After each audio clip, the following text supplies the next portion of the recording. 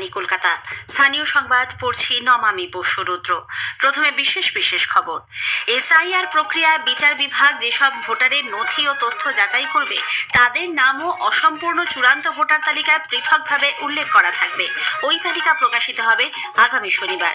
Supreme কোর্টের নির্দেশে SIR প্রক্রিয়ায় যুক্ত বিচার বিভাগীয় আধিকারিকদের কাজের অগ্রগতি খতিয়ে দেখতে কলকাতা হাইকোর্টের প্রধান বিচারপতি আজ আবার বৈঠকে বসেন।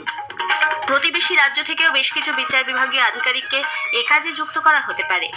রাজ্যের অর্ধেকেরও বেশি বুথকে সংবেদনশীল ও অতি সংবেদনশীল বলে চিহ্নিত করা হয়েছে।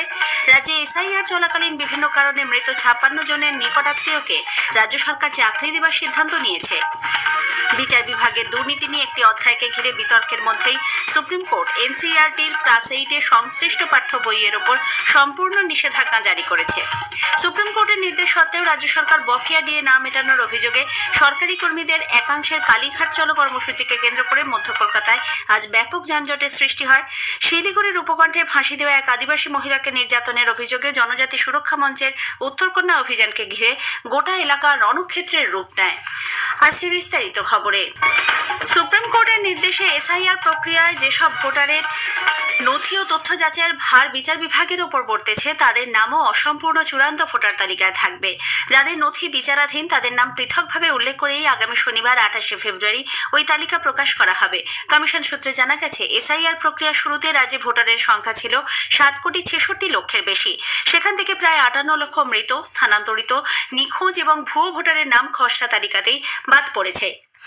খসড়া তালিকায় থাকা এই 7,08,00,000 ভোটারের নামই চূড়ান্ত তালিকায় থাকবে। তবে এই তালিকা বিভিন্ন বিভাগে ভাগ করা হবে। যাদের আবেদন অনুমোদিত হয়েছে তাদের নাম স্বাভাবিকভাবেই থাকবে। যাদের নাম বাদ যাচ্ছে তাদের নামের পাশে ডিলিট শব্দটি উল্লেখ থাকবে। যাদের নথি বিচারাধীন অর্থাৎ প্রায় 60 লক্ষ ভোটারের যে কাগজপত্র জুডিশিয়াল আধিকারিকরা যাচাই করছেন তাদের নামের পাশে এডুকেশন শব্দবন্ধ উল্লেখ করা হবে বলে কমিশন সূত্রে জানা গেছে। এছাড়া নতুন ভোটার হিসেবে যারা যুক্ত হচ্ছেন তাদের নাম একটি আলাদা সম্পূরক তালিকা হিসেবে মূল তালিকার সঙ্গে থাকবে। এদিকে মুখ্যমন্ত্রী মমতা ব্যানার্জি চূড়ান্ত ভোটার তালিকা থেকে 1,20,00,000 নাম বাদ দেওয়ার যে আশঙ্কা প্রকাশ করেছেন নির্বাচন কমিশন তা খারিজ করে দিয়েছে। সুপ্রিম কোর্টের নির্দেশে বিশেষ নিবিড় সংশোধনী প্রক্রিয়ায় নিযুক্ত বিচার বিভাগীয় আধিকারিকদের কাজের অগ্রগতি খতিয়ে দেখতে কলকাতা হাইকোর্টের প্রধান বিচারপতি সুজয় পাল আজ ফের বৈঠকে বসেন। প্রধান বিচারপতির দপ্তরে এই বৈঠকে উপস্থিত ছিলেন মুখ্য নির্বাচনী আধিকারিক মনোজ কুমার আগরওয়াল, রাজ্যের মুখ্য সচিব, স্বরাষ্ট্র সচিব, রাজ্য পুলিশের ডিজি, কলকাতা পুলিশ কমিশনার এবং নির্বাচন কমিশনের প্রতিনিধি। সুপ্রিম কোর্টের নির্দেশের পর এ নিয়ে আজ তৃতীয়বার বৈঠক হলো। বৈঠক শেষে মুখ্য নির্বাচনী আধিকারিক মনোজ কুমার আগরওয়াল জানিয়েছেন, অভ্যন্তরীণ এই বৈঠকে নির্বাচন কমিশনের দৃষ্টিভঙ্গি তুলে ধরা হয়েছে। বিচারকদের কাজের অগ্রগতি প্রসঙ্গে তিনি বলেন, মোট 530 জন জুডিশিয়াল অফিসারকে এই প্রক্রিয়ায় নিয়োগ করা হয়েছে। তবে প্রতিবেশী ওড়িশা, ঝাড়খণ্ড থেকে কতজন বিচারক আসবেন তা এখনও চূড়ান্ত হয়নি বলে জানিয়েছেন মুখ্য নির্বাচনী আধিকারিক। অন্যদিকে এসআইআর প্রক্রিয়ায় কমিশন নিযুক্ত বিশেষ পর্যবেক্ষক সুব্রত গুপ্ত জানান, প্রতিবেশী রাজ্য থেকে 200-র কাছাকাছি বিচার বিভাগীয় আধিকারিককে পশ্চিমবঙ্গের এসআইআর প্রক্রিয়ায় কাজে লাগানো হতে পারে। ওখানে মিটিং হলো। মিটিংয়ে ওনারা বললেন যে ঝাড়খণ্ড থেকে এবং উড়িষ্যা থেকে কিছু জাজ আসতে পারেন, সেটা ওরা জানাবে আমাদের। যদি জাজরা আসেন তাদের জন্য সমস্ত ব্যবস্থা করা হবে এবং তাদের জন্য ইউজার আইডি ক্রিয়েশন, প্রশিক্ষণ ইত্যাদি সব ব্যবস্থা আমরা করবো। না, সংখ্যাটা বলেনি, ওই 200-র কাছাকাছি বলছেন, কিন্তু অ্যাকচুয়াল সংখ্যা ওনারা পাবেন। এদিকে বিজেপির রাজ্য মুখপাত্র দেবজিৎ সরকার বলেছেন, নির্বাচন কমিশন স্বচ্ছ নিরপেক্ষ ভোট করাতে কতটা তৎপর তা সময়ই বলবে। পশ্চিমবঙ্গে আইনের শাসন নেই, শাসকের আইন চলে। নির্বাচন কমিশনের কোনো সুপারিশ মানা হয়নি। যদি নির্বাচন কমিশন কোনো কাজ করেন তাহলে আমরা বলবো যে কিছু তিনি করলেন। আমরা এরকম সারমম মাঝে মাঝে ওপর থেকে শুনি, এই হবে তাই হবে। গণতন্ত্র আরো বেশি ভালোভাবে বাজেয়াপ্ত করতে পেরেছে তৃণমূল কংগ্রেস। যদি নির্বাচন কমিশন কোনো কিছু নাও করেন তাহলেও বাংলার মানুষ তৃণমূলকে তাড়িয়েই ছাড়। কথাবার্তা না বলে বৃক্ষ তোমার নাম কি ফলেন পরিচয় হতে। আসন্ন বিধানসভা নির্বাচনের জন্য রাজ্যে প্রায় অর্ধেকের কিছু বেশি বুথকে সংবেদনশীল ও অতি সংবেদনশীল হিসেবে চিহ্নিত করা হয়েছে। সব জেলার কাছ থেকে পাওয়া আইন শৃঙ্খলার রিপোর্ট পর্যালোচনা করে এই সিদ্ধান্ত নেওয়া হয়েছে। ওই রিপোর্টের ভিত্তিতে রাজ্যে মোট 41,400 বুথকে সংবেদনশীল হিসেবে চিহ্নিত করা হয়। তার মধ্যে 6,800 বুথ অতি সংবেদনশীল। এর প্রেক্ষিতেই রাজ্যে মোতায়েন করা হচ্ছে 240 কোম্পানি আধা সেনা। রবি ও সোমবারের মধ্যে বাহিনী রাজ্যে পৌঁছবে বলে প্রশাসনিক সূত্রে খবর। রাজ্যে এসআইআর চলা চলাকালীন বিভিন্ন কারণে মৃত 56 জনের পরিবারের নিকটাত্মীয়কে চাকরি দেওয়ার সিদ্ধান্ত নিল রাজ্য সরকার। নবান্নে আজ মন্ত্রিসভার বৈঠকে এই সিদ্ধান্ত গৃহীত হয়েছে। এছাড়াও নাগরিক অধিকার ক্ষুণ্ণ এবং হয়রানির শিকার হয়েছেন এমন 5 জনের পরিবারের একজন করে সদস্যকেও হোমগার্ডে চাকরি দেওয়ার সিদ্ধান্ত নিয়েছে প্রশাসন। স্কুল শিক্ষা ব্যবস্থাকে বিশ্বমানের করে তুলতে জেলায় জেলায় 430টি দ্বিভাষিক মডেল স্কুল তৈরি করার সিদ্ধান্ত নিয়েছে রাজ্য সরকার। নবান্নে আজ রাজ্য মন্ত্রিসভার বৈঠকে এ বিষয়ে 2,500 কোটি টাকার প্রকল্প গৃহীত হয়েছে। বৈঠকের পর শিক্ষামন্ত্রী ব্রাত্য বসু জানান, ওই প্রকল্পের আওতায় এশীয় উন্নয়ন ব্যাংকের আর্থিক সহায়তায় আগামী 5 বছরে 430টি মডেল স্কুল গড়ে তোলা হবে। অন্যদিকে প্রি স্কুল স্তরে আইসিডিএস বা অঙ্গনওয়াড়ি কেন্দ্রগুলিকে শক্তিশালী করতে এডিবির আর্থিক সহায়তায় 2,148 কোটি টাকার একটি প্রকল্প হাতে নেওয়া হচ্ছে বলে অর্থমন্ত্রী চন্দ্রিমা ভট্টাচার্য জানিয়েছেন। বন্দে মাতরমের রচয়িতা বঙ্কিমচন্দ্র চট্টোপাধ্যায়ের পরিবারের সদস্য সুমিত্র চট্টোপাধ্যায় আজ বিজেপিতে যোগ দিয়েছেন। কেন্দ্রীয় মন্ত্রী ও বিজেপির এ রাজ্যের পর্যবেক্ষক ভূপেন্দ্র যাদব এবং রাজ্য সভাপতি শ্রমিক ভট্টাচার্য তাঁর হাতে দলীয় পতাকা তুলে দিয়ে স্বাগত জানান। কেন্দ্রীয় মন্ত্রী শ্রী যাদব বলেন, বঙ্কিমচন্দ্র চট্টোপাধ্যায় রচিত বন্দে মাতরম দেশের মধ্যে জাতীয়তাবাদ ও দেশপ্রেমের চেতনা সুদৃঢ় করেছে। আজকের প্রসঙ্গে এবারের বিষয় এআই সামিট এবং বিনোদন ও সংবাদ মাধ্যমে কৃত্রিম বুদ্ধিমত্তা।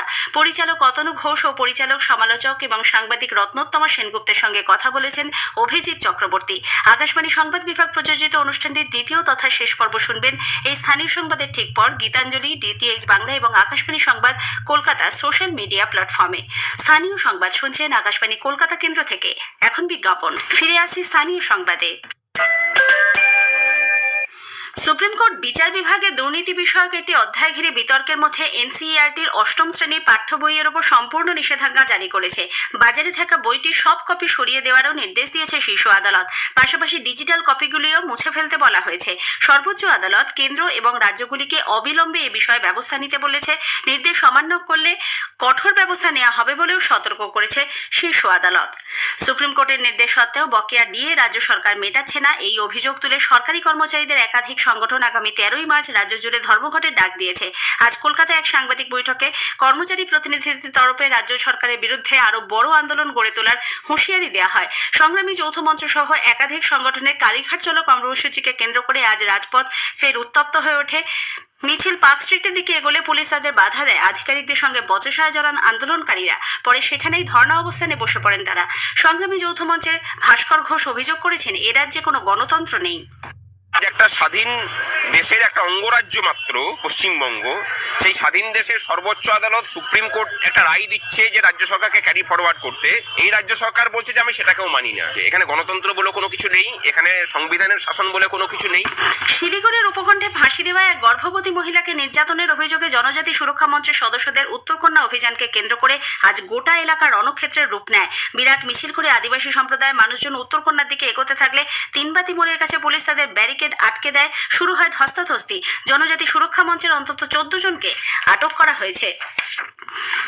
হাওড়ার পিলখানায় প্রমোটারকে গুলি করে হত্যার ঘটনায় রাজ্যে ক্রমবর্ধমান দুষ্কৃতী দৌরাত্মের বিরুদ্ধে আজ বিজেপির পক্ষ থেকে বিক্ষোভ দেখানো হয়। পুলিশের সঙ্গে দলীয় নেতাকর্মীদের বচসা হাতাহাতি শুরু হলে এলাকা উত্তপ্ত হয়ে ওঠে। পরে বিজেপির এক প্রতিনিধি দল গোলাবাড়ি থানায় ডেপুটেশন জমা দেয়। এদিকে ওই হত্যাকাণ্ডে ধৃত 3 জনকে আজ 8 দিনের পুলিশ হেফাজতে পাঠানো হয়েছে। সাংবাদিক নিগ্রহের ঘটনায় ধৃত 6 জনকে 4 দিনের পুলিশ হেফাজতের নির্দেশ দিয়েছেন বিচারক।